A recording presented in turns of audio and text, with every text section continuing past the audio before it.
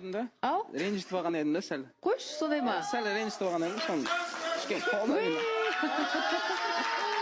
Керемет, бәрекелді. Отыра ғой. Азапты үйдегілер білген еді, кішкене ренжіп қалды деп айтқан едім. Соны әкемнің әпкесі беріп жіберді де орамалмен. Сондай ма? Бізге де көрсетсеңізші енді. Жоқ, ол керек емес. Керек емес? Жарайды. Мәссаған. Қалай жағдайларың? Шүкір аман сен. Не істеп ренжітіп алдың, Санатжан? Жоқ, кішкене өзі бір тез ренжиді екен да. Анар сондай ма? Негізі Анар көп нәрсеге ренжімеуші еді. Еркелеп жүрсің ба?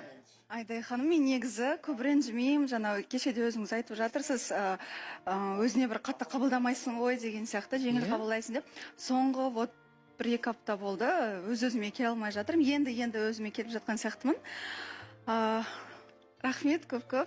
Негізі біз кеше сөйлестік. Бірінші эфирдан кейін айтқан болатын.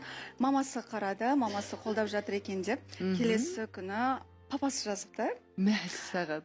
Папасы, жаңа нағашылары, нағашы жақтағы өзінің туысқандары барлығы кәдімгідей қолдап жатыр. Мені мақтап жатыр екен.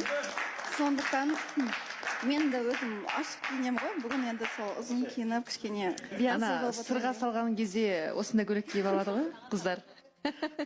Өте керемет болып тұрсың. Екеуің де күшті жарасып тұрсыңдар. Сонымен не істеп ренжітіп алды Санатжан, сені айтшы маған. Ренжігенде енді ондай бір ештеңе істеген жоқ. Просто сөзбен сөйлегенде сөзге может кішкене ауыр сөйлеп қойған шығар, мынандай грубо тондашы. Сол кезде может ренжіп қалған шығар. Соған. Өзің айт енді. Бір андай да қазір енді алдында айтып кеттім, бірдеме деп айтып қалса бір тікен болып кетем деп сөз көтере алмайтын болған бір ой, Айдай ханым, сізға сұрай берейін сайын. Жоқ, мен ештеңе сұрап тұрған жоқпын ғой, өзің айтып тұрсың ғой. Негізінде мен ішімдегіне ешкіммен былай ашылып айта алмаймын, ешкіммен бөлісе алмаймын. Бөліскім де келмейді, білмеймін енді, өзім жан дүйем ғой деген сияқты, бірақ Санатжан ашылып мені аша білді деп айтсам болады. Ішімдегіні, жаңағы қорқынышымды барлығын Санатжанмен бөліскен болатынмын. Негізі білмеймін, үйге бара жатқан бері не болды сен қызға, не болды, айтшы маған, менімен ашылып сөйлесші деп, прям кәдімгідей сөйтіп енді айтуға тура келді.